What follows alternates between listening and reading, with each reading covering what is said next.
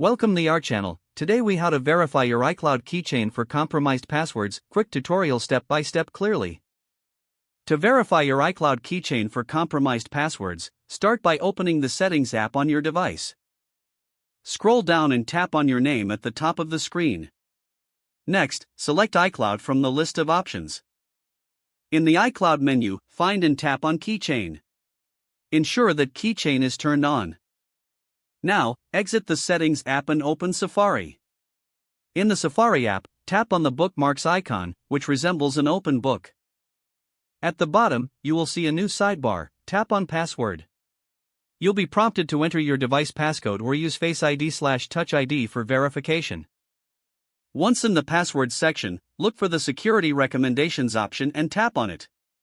Here, you will see a list of any compromised passwords. Review the list to identify the accounts that have been compromised. For each compromised password, tap on it to view more details. You can then change the password by tapping on Change Password to create a stronger, unique password. Consider using a password manager for better security in the future. After updating your passwords, return to the Security Recommendations page. Ensure all recommendations are addressed to secure your accounts. Finally, regularly check this section to stay updated on potential compromises. If the page does not load, refresh the browser or try again in a private or incognito window. Make sure you are using the correct email address, then retype it carefully to avoid small typos. If your password is not accepted, use the Reset option and create a new strong password you can remember. Check your spam folder for verification or security emails, then complete any requested confirmation steps.